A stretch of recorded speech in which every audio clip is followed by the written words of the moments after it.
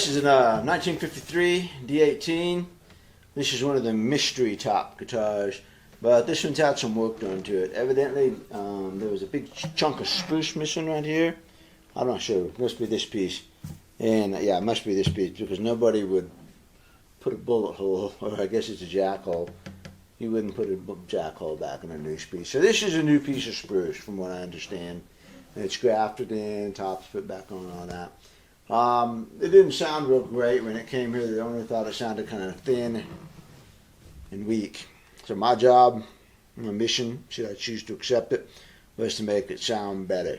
So I looked it over, and first thing I noticed was that the bridge, the saddle was out of place. It was a little too far forward, so I played sharp, which is kind of a shame because, you know, if you're going to go to all the trouble to put a new top on here and refinish a guitar and make a new bridge for it, you ought to put the bridge in the right place, in my humble opinion, you know. But it was about 1/8 of an inch out of place.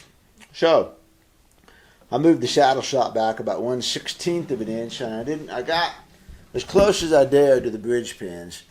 And you can see it's pretty close there. I have seen other guitars that were that close, and as long as the saddle is not real high, it shouldn't be too much of a problem. I did get the intonation in quite a bit better, a little bit better anyways.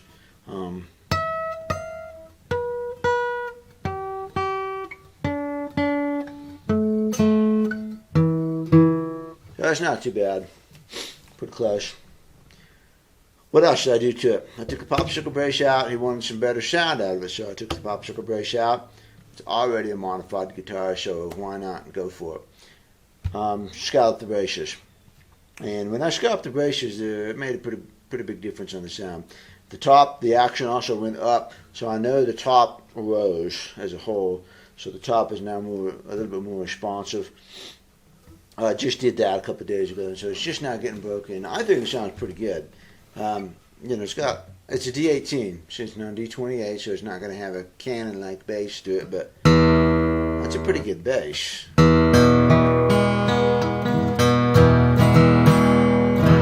I think. And it'll get a little bit looser as it breaks in. The neck on this guitar is really nice. Very comfortable. It feels very much like my 1937 D28 Authentic, in that it's thin down here, and it gets noticeably chunkier up here. It's got a real fast taper to it, which I kind of prefer a straighter taper. But this neck is really comfortable. It's a 1 11/16. But boy, it feels good. I make a couple of mistakes on here because I do have to get used to the neck on all these guitars I've played. It takes me a little bit of time to get the feel for it, especially if I try something difficult. But it feels good. It feels good in your hands. I understand. I didn't measure, but the owner told me that the body is about 1/8 of an inch thinner, and that's a result of having taken the back off in order to fix the top and that sort of thing. I didn't notice it, but I do notice it sits under my arm good. You know, I like OEMs and smaller body guitars, and this one feels real comfortable under my arm. It's a very comfortable guitar to play.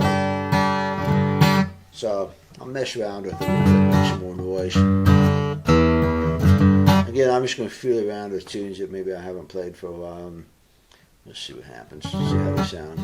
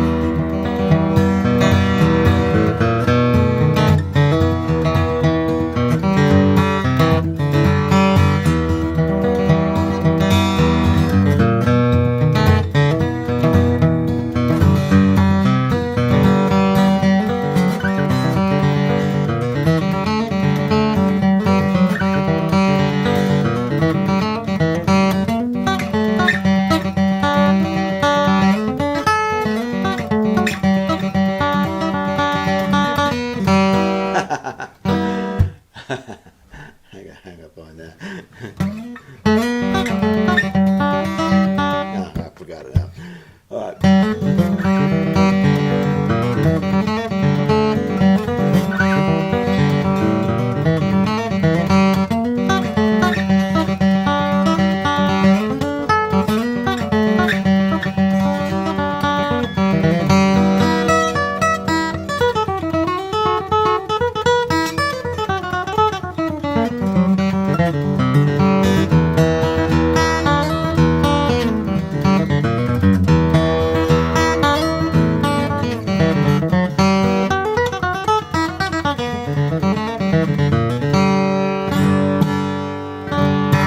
Ross, I like it. I like it. The rhythm sounds really good on it. You know, the lead's one thing. I mean, leads are leads, but the rhythm on it sounds